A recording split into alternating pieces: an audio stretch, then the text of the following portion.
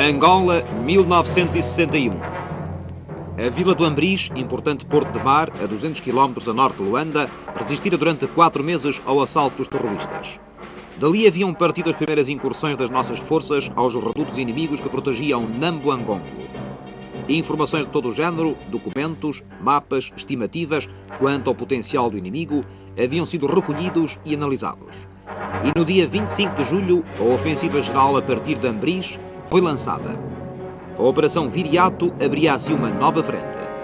As ordens precisas do Centro de Operações número 3, sob o comando do então Coronel Ribeiro de Carvalho, indicavam como indispensável a ocupação a todo custo das povoações de Zala e Nambuangongo. Elas representavam as principais posições estratégicas da chamada República Socialista de Nambuangongo e eram os redutos julgados inexpugnáveis de toda a organização militar e logística do inimigo. A reportagem do telejornal seguiu integrada num pelotão dos Dragões de Angola, os Dragões Verdes, que ao fim da tarde se enquadrava no Esquadrão de Cavalaria número 149, sob o comando do capitão Rui Coelho Abrantes. Ficava assim constituído de cerca de 250 homens o efetivo da coluna atacante.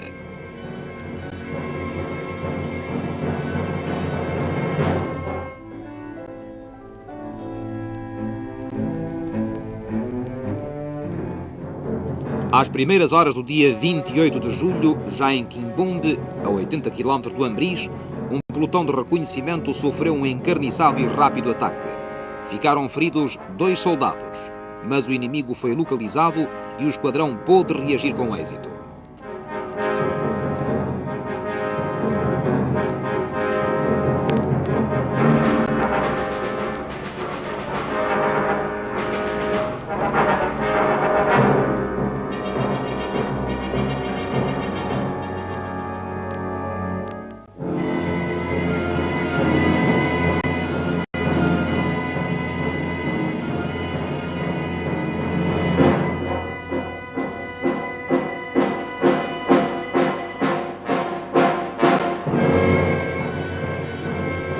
No acampamento, os feridos são socorridos pelo médico, alferes miliciano Alves Pimenta. Estes homens foram alvejados ainda dentro das viaturas, sem que pudessem tomar qualquer posição de combate. O ataque veio realçar uma característica destas operações tão valentemente enfrentada pelos nossos soldados. Não é possível flagelar o inimigo sem sofrer primeiramente alguns reveses. Para tentar localizar os atiradores inimigos, é necessário aguentar o seu fogo e sofrer as primeiras baixas do combate. Os tiros, sempre certeiros, partem do capim, do emaranhado da floresta ou do cimo das árvores. A reação eficaz dos nossos soldados contra esta inferioridade tática, dramática por vezes, necessitou de uma preparação psicológica especial que os homens do Esquadrão 149 haviam de possuir mais tarde em alto grau. Pouco depois, a coluna punha-se em movimento. Nela integravam-se um pelotão de dragões sob o comando do alferes Barão da Cunha, um pelotão de engenharia comandado pelo alferes miliciano Marcos Fernandes, um pelotão de artilharia do alferes Almeida Costa e uma secção de morteiros do Forreal miliciano Alcobia, Portugal. Após alguns quilómetros andados em região intensamente arborizada, o esquadrão é de novo alvejado com um fogo muito vivo na frente.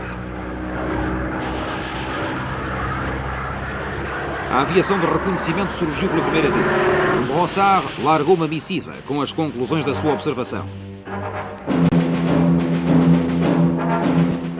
Iniciava-se aqui o apoio da Força Aérea, que durante todo o caminho ao longo dos 16 dias de marcha se evidenciou como um elemento decisivo na progressão da coluna.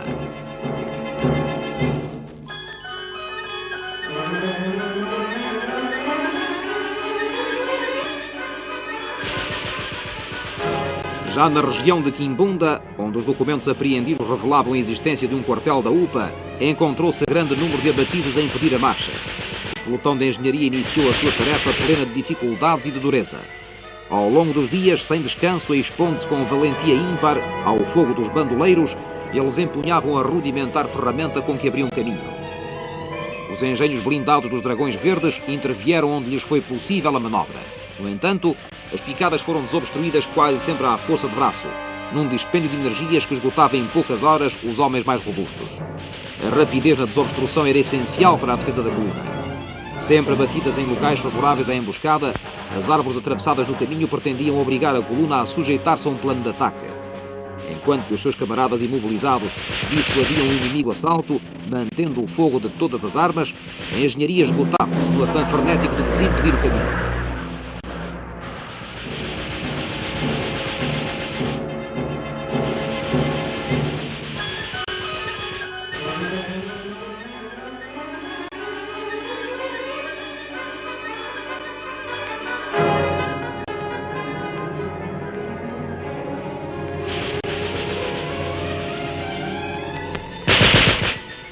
E já da noite, o quartel de Quimbunda foi destruído. No dia 29 de manhã, o esquadrão recuperou forças. Uma pausa que o dispêndio de energia na jornada anterior justificava. O comando sentia-se satisfeito com a ação dos seus homens. Os soldados haviam reagido bem às agruras e às emoções de 4 dias de luta. O esquadrão 149 expulsava-se já com uma unidade combatente de grande agressividade e eficiência. Unidos à volta dos oficiais, que com eles viviam, sofriam e lutavam, dando-lhes o seu exemplo, os soldados mantinham o moral elevado.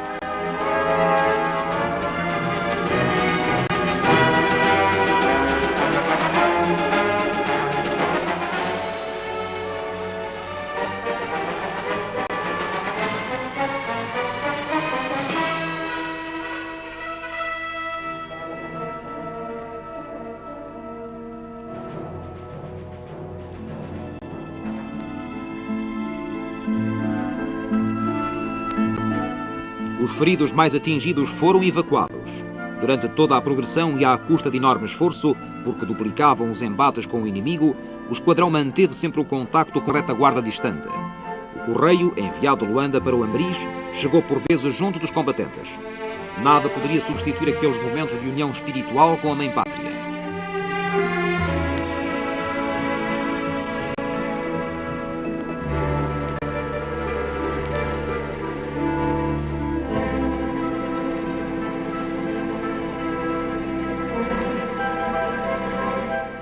No dia seguinte, pela primeira vez desde o início da campanha, a artilharia entrou em ação.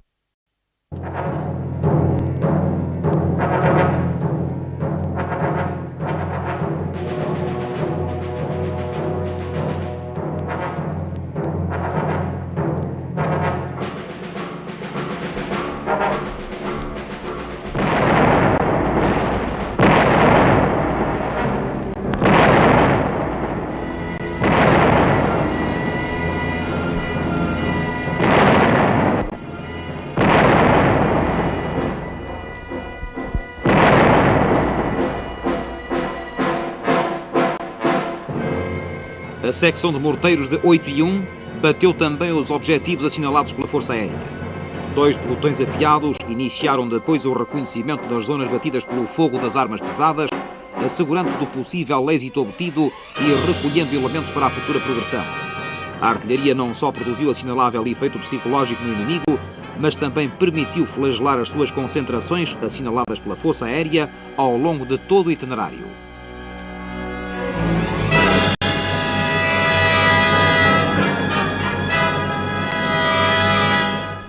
No regresso ao acampamento, os repórteres puderam registrar a evacuação de mais um ferido para a retaguarda.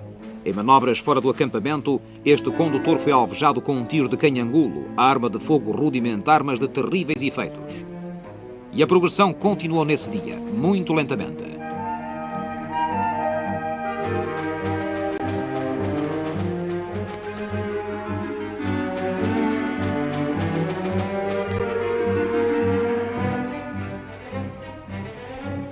No dia 1 de agosto, iniciou-se a marcha para a região de Bela Vista.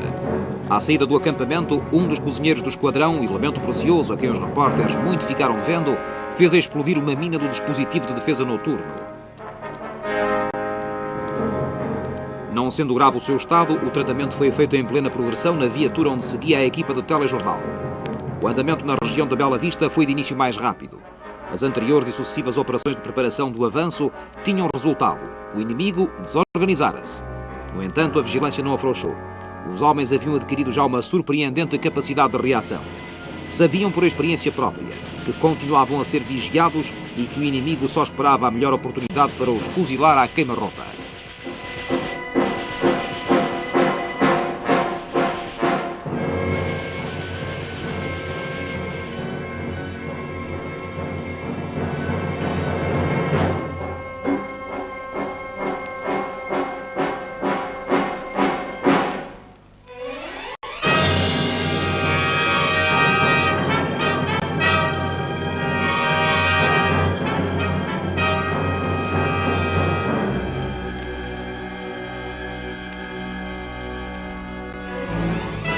Logo após uma senzala destruída, a coluna foi atacada.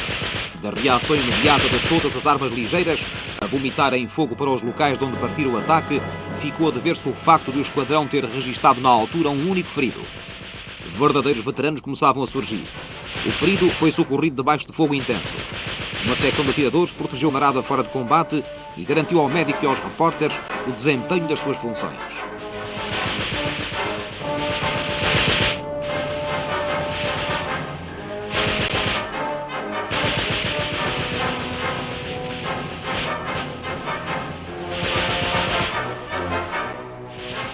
O repórter Serras Fernandes descansa uns momentos depois de ter registado as cenas anteriores, mas em breve retoma o seu lugar na coluna que se põe em marcha para a fazenda do Matombe. Ao princípio da noite, foi localizado um acampamento da UPA. Evidenciando vestígios de debandada recente, o acampamento foi destruído e recolheu-se grande número de documentos de importância decisiva para aquilatar das forças inimigas que se opunham à coluna.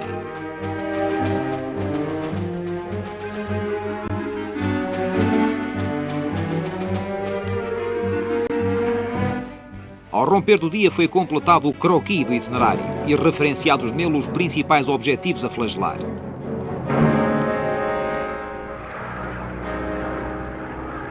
Sobrevoando a coluna durante largo tempo, um bimotor da Força Aérea enviou ao esquadrão uma mensagem assinada pelo Ministro do Exército, General Mário Silva, elogiando o comportamento da coluna e desejando-lhe êxitos futuros. Aquele membro do governo teve a oportunidade de observar toda a região onde se desenvolvia a Operação Viriato.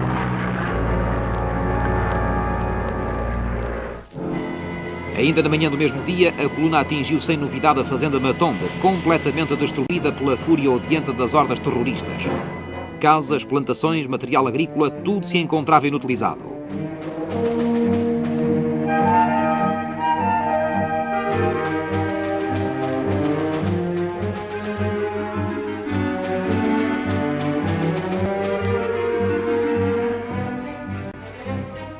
O colono António Ribeiro, proprietário do Matombe, não disfarçou as lágrimas do desespero. Ele foi um dos civis que acompanhou a coluna com grande entusiasmo desde o primeiro dia. Batendo-se como um valente nas situações difíceis, mereceu a admiração de todos. E por lá ficou, na região do Matombe, servindo de guia às colunas militares, enquanto não pôde regressar à sua atividade normal. Desistir nunca, afirmava o António Ribeiro. O esforço realizado, as emoções sofridas e a alimentação necessariamente deficiente provocaram um estado de fadiga geral. O comando permitiu um descanso. Os soldados dessedentaram-se e recolheram uma reconfortante reserva de água tornada potável. No acampamento, o bom humor surge de novo, resultante do elevado moral dos combatentes. O corte total do cabelo, decisão drástica de um sargento de artilharia, veio dar ocasião a comentários jocosos de toda a unidade.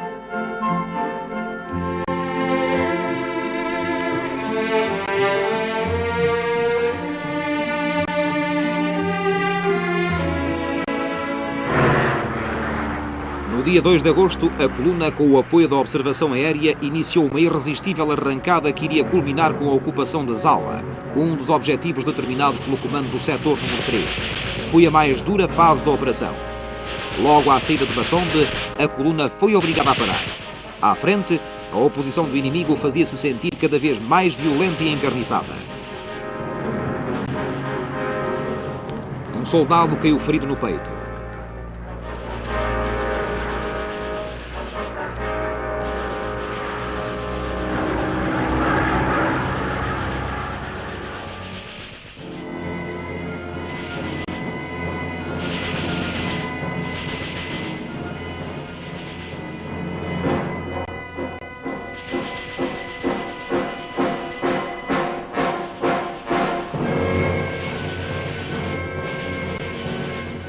Após ligeira pausa, os homens arrancaram de novo, irresistivelmente, passando ao lado do camarada Izang, que lhes abrira o caminho à custa do seu sacrifício.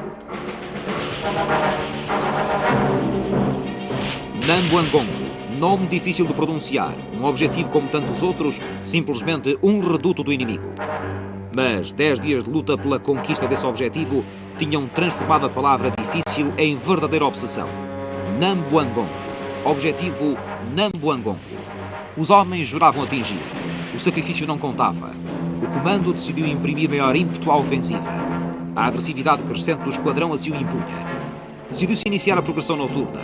Pela primeira vez nesta campanha, uma unidade avançou de noite surpreendendo o inimigo. Registou-se mais uma vitória psicológica que atingiu duramente o moral dos bandoleiros. A 2 de agosto, a progressão não parou. Durante as 23 horas seguintes, o ímpeto foi tal que o esquadrão, embora esgotado, chegou a 30 km de Zala.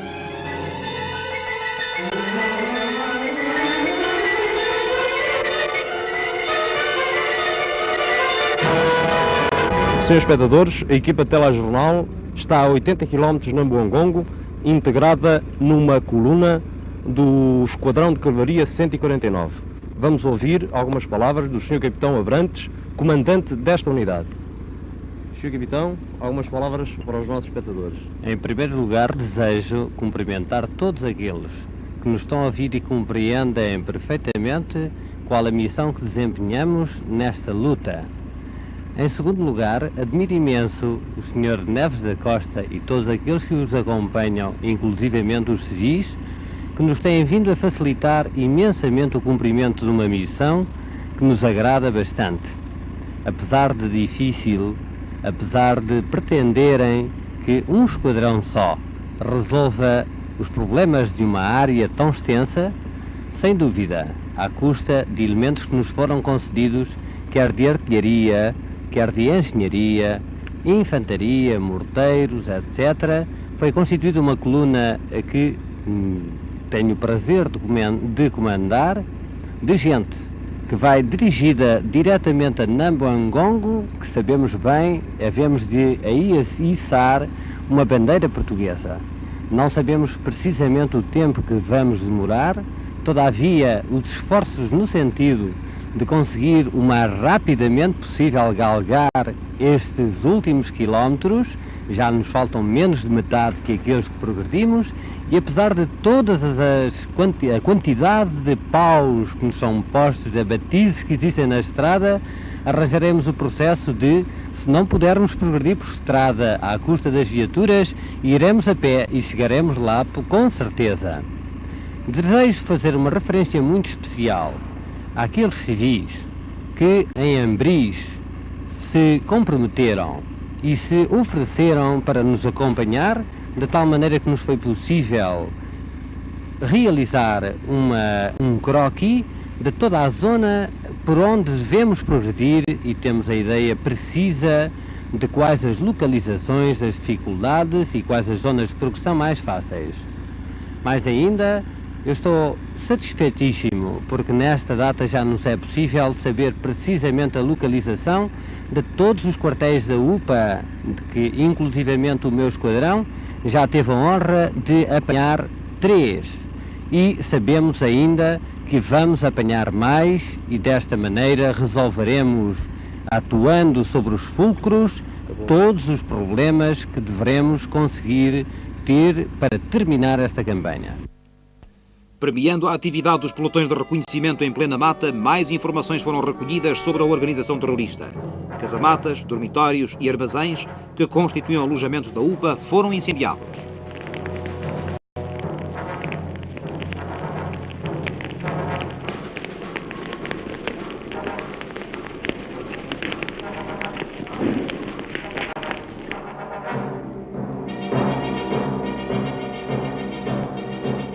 A coluna continua a progressão noturna depois de breve descanso para uma refeição ligeira de rações de combate.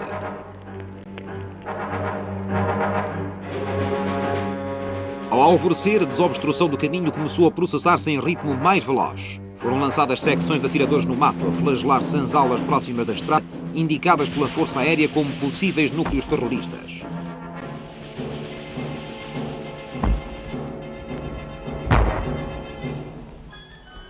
Entretanto, aos homens da engenharia completamente esgotados foi imposto o descanso.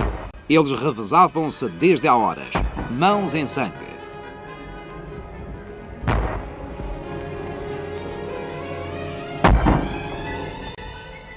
Os seus camaradas substituíram-nos. Uma determinação verdadeiramente heroica de progredir a todo custo dominava a coluna.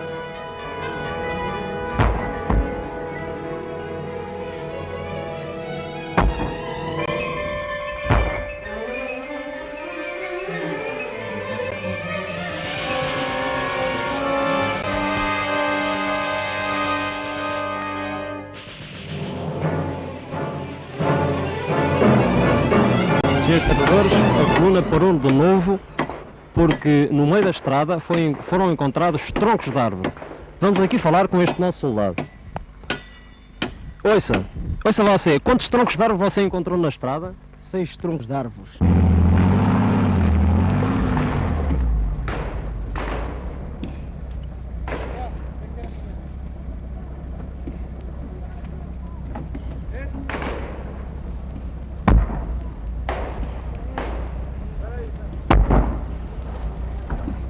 As bermas da estrada, entretanto, continuam a ser batidas pelo fogo.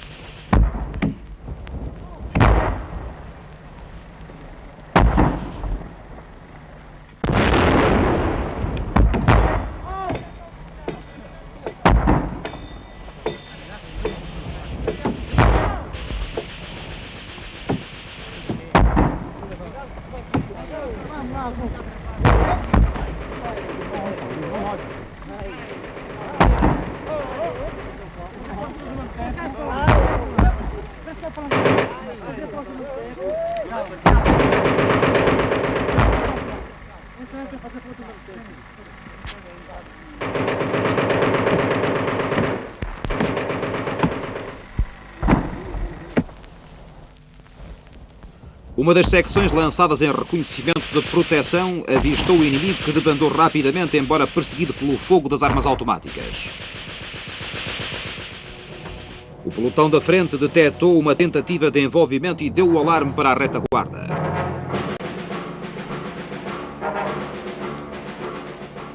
Momentos de expectativa.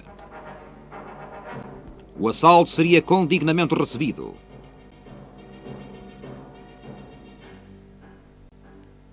Mas o inimigo não atacou. A algumas centenas de metros adiante, a coluna parou. A impedir o avanço, uma vala aberta na estrada de alguns metros de profundidade.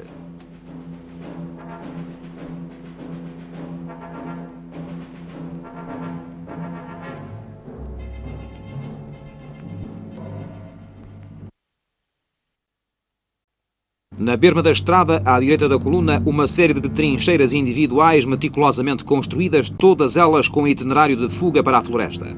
O inimigo preparara com excepcional cuidado uma emboscada à coluna em terreno estrategicamente ideal para que a sua ação pudesse constituir um êxito retumbante. Não aproveitou o seu trabalho. Mais uma vez, a tática adotada pelo comando deu excelentes resultados. Velocidade no avanço, flagelação das matas pelas armas pesadas a alguns quilómetros para o interior. Incursões de atiradores em movimento envolvente, apertando em tenaz a frente da coluna em progressão.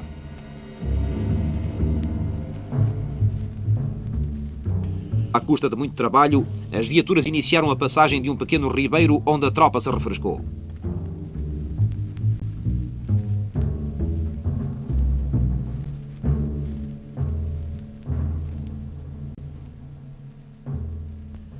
Logo depois do curso de água, surgiram enormes abatis a interromper a estrada. Eram imbondeiros atravessados no caminho. O esquadrão, na impossibilidade de remover tais obstáculos, foi obrigado a contorná-los, abrindo uma nova picada na floresta.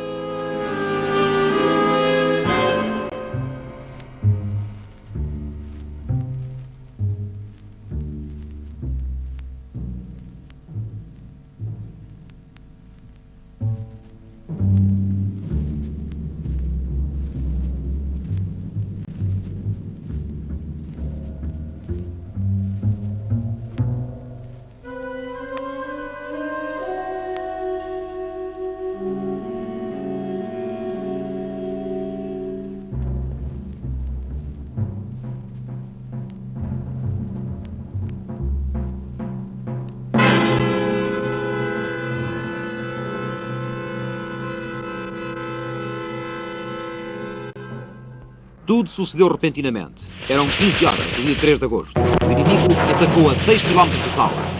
Ao longo de algumas centenas de metros, a coluna foi alvo do fogo intenso do inimigo. Os homens dos primeiros pelotões foram alvejados por atiradores que disparavam do cimo das árvores. A reação foi violenta, como sempre.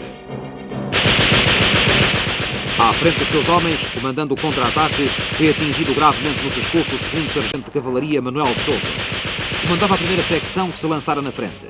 O nosso operador, Serras Fernandes, acompanhava-o e registou no filme os seus últimos momentos de vida.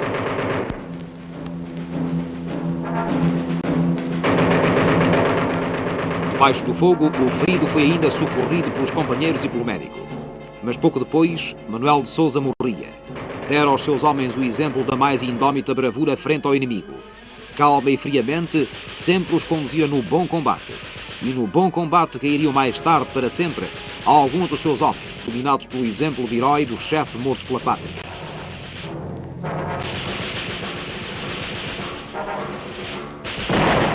O inimigo foi obrigado a debandar. A artilharia explorou o sucesso bombardeando os possíveis itinerários de fuga, cortando-lhe a retirada.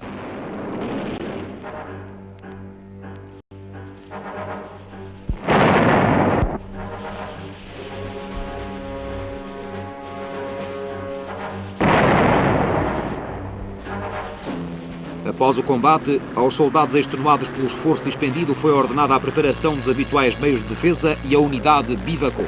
A aeronáutica, mais uma vez, veio apoiá-los. Enormes aviões do tipo Nor-Atlas lançaram víveres, agasalhos e calçado. A pouco mais de 1 quilómetro de Quimazang, referenciado anteriormente como um dos pontos de apoio logístico inimigo, passou-se a noite de 3 para 4 de agosto.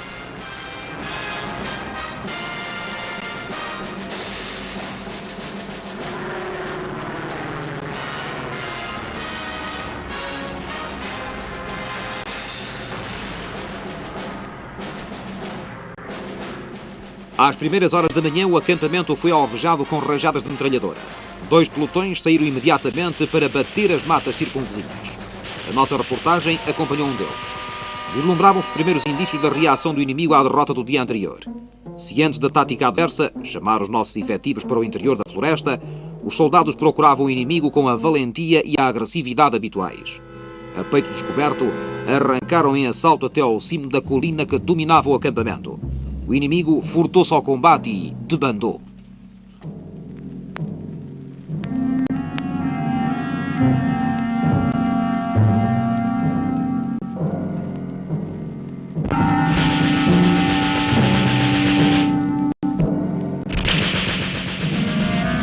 Senhores espectadores, estamos na região de Zala, hoje domingo, dia 6 de agosto.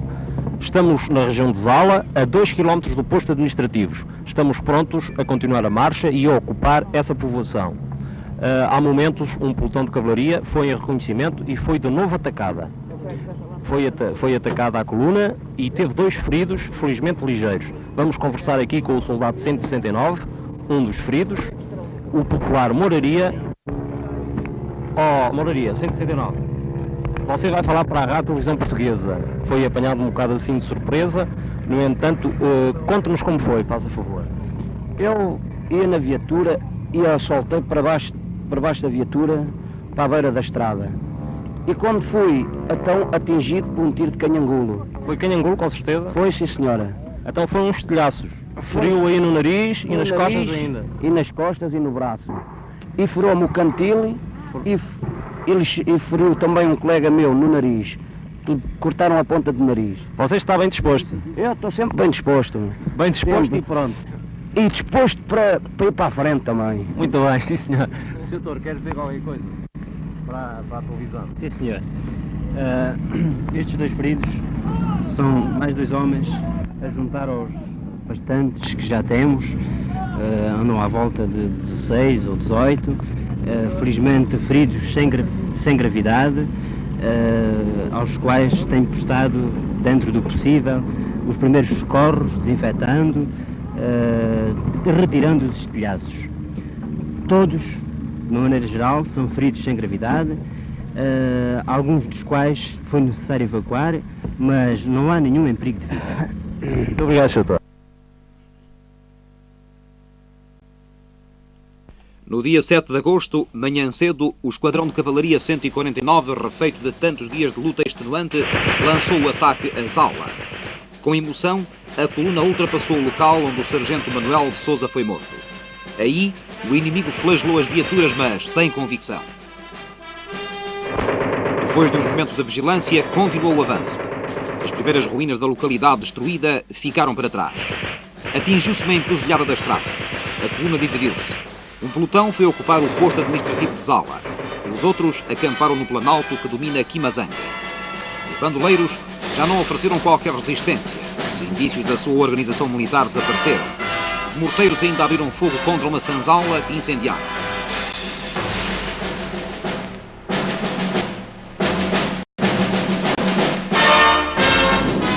Zala é a sede administrativa e tem como chefe José Guimarães, que acompanhou a ofensiva desde a Vila do Ambriz.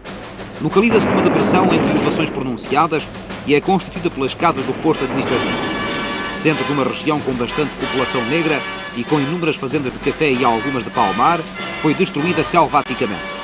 Quase toda a população branca e mestiça sucumbiu à fúria assassina dos terroristas em março de 1961.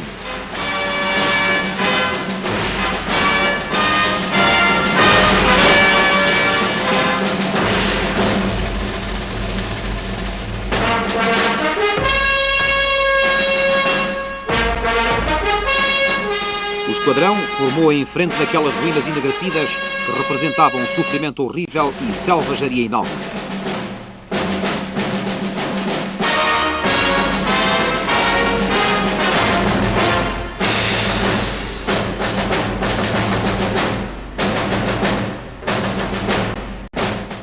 A cerimónia significava o começo da pacificação, o regresso à ordem, à normalidade.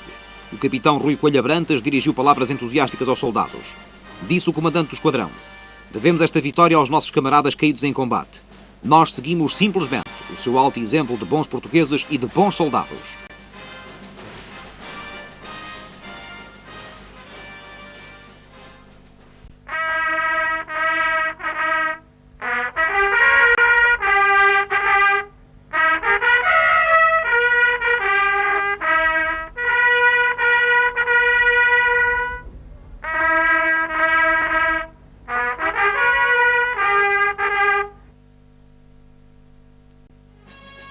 Os soldados regressam. Nas suas feições refletiam-se a satisfação e o orgulho. Estava finalmente desimpedido o caminho para a última arrancada. Nambuangongo encontrava-se a 40 quilómetros.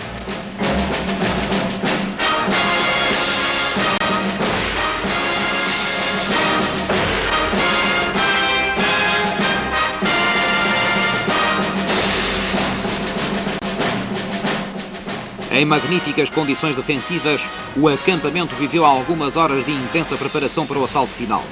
A construção de uma rudimentar pista de aterragem de 50 metros ocupou os soldados até ao meio da tarde.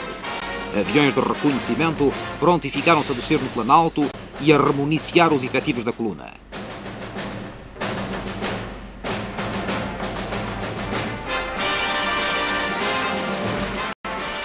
E ao fim daquela tarde, com arrojo e perícia característico dos pilotos da Força Aérea, um Dornier descia no planalto. O entusiasmo foi delirante. Os ocupantes do pequeno aparelho foram aclamados. A bordo veio o comandante dos Dragões de Luanda e 3 cunhetes de munições. Minutos depois, numa dramática reunião de oficiais, ficou decidida a marcha para Nambuangongo.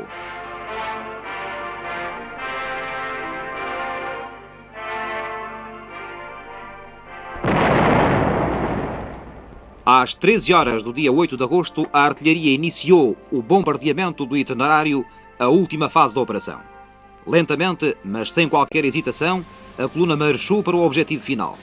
Foi uma sortida audaz, só possível de concretizar a um comando que deposita confiança absoluta em si e nos seus homens, que os considera aptos a acompanhá-lo na audácia, porque sempre lhes incutiu o espírito dos grandes cometimentos.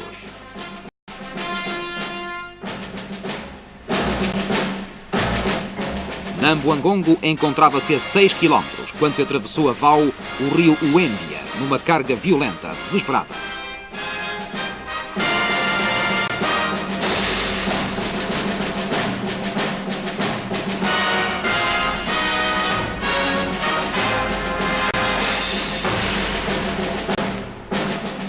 Nas 41 horas de luta contra dificuldades sem número, numa zona infestada pelo inimigo, abrindo caminho durante o dia e durante a noite, não houve um momento de descanso.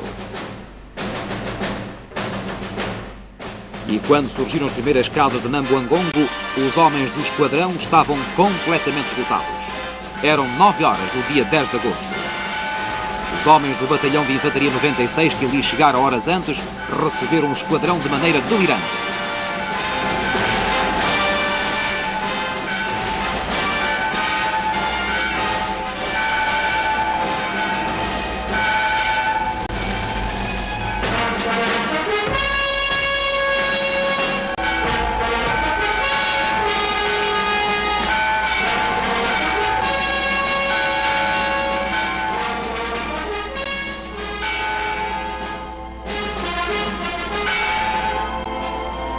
Os dois comandantes, o tenente-coronel Massanita e o capitão Abrantes, abraçam-se. É a alegria da vitória.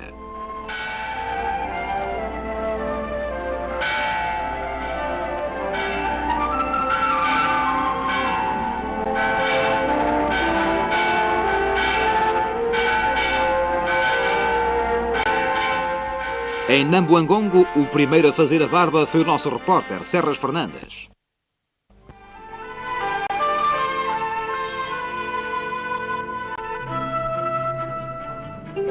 O Sr. Tenente-Coronel Massanita, como nós já dissemos, é o comandante do batalhão 96 que ocupou tão valentemente Nambuangongo ontem ao fim da tarde. Sr. Tenente-Coronel, algumas palavras para os nossos espectadores que esperam com tanta expectativa o que nos poderá dizer. Neste momento de certa emoção, é que ainda lembramos os momentos vividos na última arrancada para Nambuangongo, eu dirijo-me a todos os bons portugueses da metrópole, das ilhas adjacentes e das províncias do ultramar, para que todos juntem os seus esforços no sentido de que todos lutem como têm lutado os meus bravos, que mercê do esforço extraordinário, de abnegação, de espírito de sacrifício e de valentia mostrada em todos os momentos, têm levantado bem alto o nome de Portugal. Nós viemos para cá, caloiros, mas as circunstâncias de cá ensinaram-nos a combater. E de facto, os meus rapazes têm dado provas bastantes de que têm sabido combater, e de tal forma que em todas as ações em que eles entraram, temos afirmado bem alto o nome de Portugal. Os nossos antepassados deixaram-nos uma herança. Portanto, cabe a nós deixar também aos nossos filhos e aos nossos netos a mesma herança. Portanto, desejamos que Angola, onde graça o terrorismo, que ela seja pacificada com o esforço de todos, para que tenhamos o prazer de deixar aos nossos filhos e aos nossos netos uma Angola bem portuguesa. Para isso, repito, peço o esforço conjunto de todas as forças da nação, para que assim consigamos, num espaço de tempo que eu espero seja bem curto, que Angola volte a reinar a paz e que Angola continue a ser portuguesa e bem portuguesa. Não temos regateado esforços nem sacrifícios. Portanto, é necessário que todos os outros não regateiem os seus esforços e os seus sacrifícios, para que o objetivo final seja absolutamente conseguido. Quero neste momento fazer justiça à aeronáutica, que tanto colaborou conosco na conquista deste objetivo. Quero também, não deixo de tecer os meus louvores e elogios ao comandante da coluna, que chegou horas depois de mim, porque nós chegámos no dia 9 às 5h45 e eles chegaram hoje às 9h15. Portanto, eu sei que eles, quando aqui chegaram, quase não tinham energias para se manter de pé. Nós também aqui chegamos sem energias quase, mas eu vi nas lágrimas dos meus soldados, num sorriso de satisfação, numas expressões de rosto, onde havia lágrimas e sentimento, o prazer extraordinário do objetivo conquistado. E ainda foi com emoção que nós aqui à chegada, quando o pelotão da vanguarda se punha a linha, eu vinha com eles e chegámos no Mongongo, vimos a imagem, coisa milagrosa, do coração de Maria, aqui absolutamente intacto. Isso parece que é um bom augúrio para o batalhão.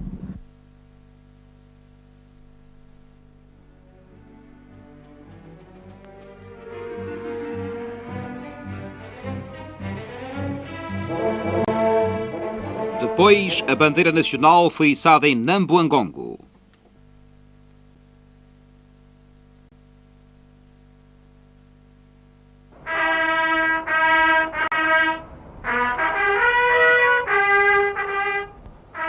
Atada num pesado cano de chumbo e erguida custosamente por um soldado, à medida que o toque de continência progredia, a bandeira ficou hasteada junto da cruz da igreja e a ala fixa com aramas.